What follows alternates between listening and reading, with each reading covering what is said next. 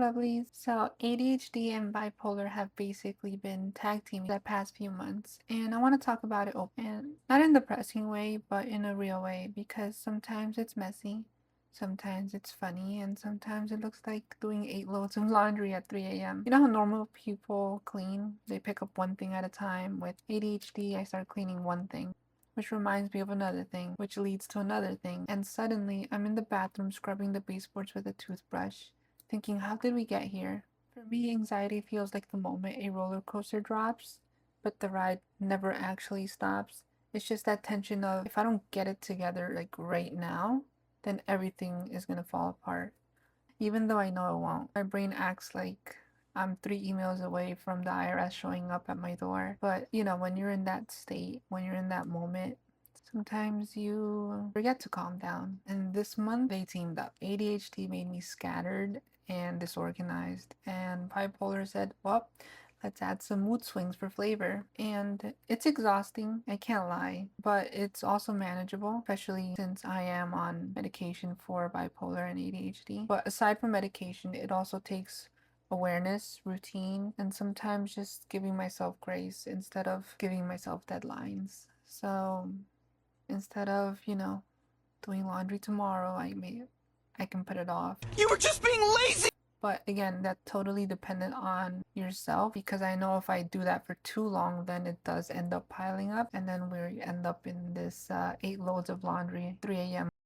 To me, ADHD feels like driving. I'm always told I'm a very good driver, and I have like really good parking skills, and I make it seem effortless. But if someone were to hand me like a manual car, with the stick shift, and they tell me race with this car, I can do it. And I would probably do really well, but I'd be grinding the gears half of the time getting there. So people don't realize that when you are gifted and have ADHD, you end up setting yourself for failure in the future. So for example, as a child, I never really did homework or paid attention in class. I pretty much coasted all through all of elementary, middle school, and even most of high school, just somewhat paying attention in class and studying the night before. But when you get to college level, like, that won't cut it anymore unless you're really like super, super gifted. But all these years that people were learning to study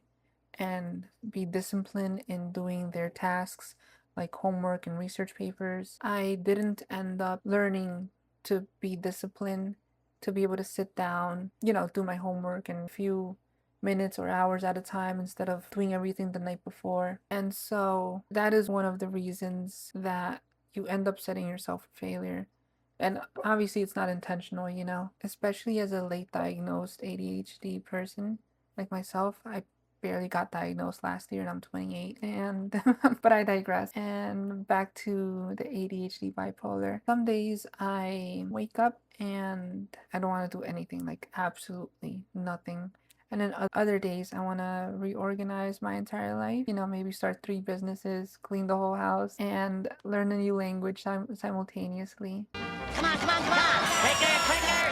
Delete, delete! There's usually no middle ground. It's either potato mode or CEO of the universe. It's very rare when I do get that middle ground, and it almost feels uncomfortable, if that makes sense. You're so used to being this perfect work machine and being this potato, so you never really get to experience that normalness. And when you do, it just feels so uncomfortable. Obviously it's because it's something that I'm not used to, and I don't know if I'll ever get used to it, but those rare moments that I do get it, it is very, very uncomfortable. I almost don't know what to do or how to act, because I can decide to do something and I'll do it, and my mood will be stable, of course. But yeah, that's another thing that I go through. And sometimes I get overwhelmed.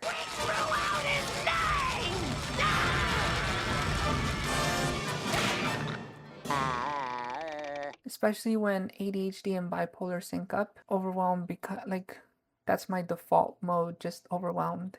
I look around and see 10 things to do, and my brain just says, nope, it's either 10 at once or nothing. And I think bipolar plays more of a role in that, in those situations, especially when they sync up. But, you know, I am still discovering myself, especially since this whole time I've related everything to bipolar or associated all these difficulties to bipolar. But after learning that I also have ADHD, then now I'm trying to differentiate on what is what. It's not important, but it's like my own little project, just something for me to be more self-aware, I guess. But despite everything, this Thanksgiving was actually productive. I did 8 loads of laundry. Like, I'm not joking. I 8 loads of laundry, and I cleaned most of the house. I still have the bathroom to do and like my kitchen countertop, and I promise I'm gonna get that done. This past weekend I spent Friday and Saturday cleaning, like literally all the way until the night, like 3 a.m., 4 a.m., waking up at 10 a.m. and then just repeat cleaning, doing laundry, organizing, and giving tons of things away, like bags. I'm still giving some stuff away because it's just a lot of things that, if you don't know, when I enter the manic state, I tend to purchase things I don't need. Genuine ostrich. 3 payments.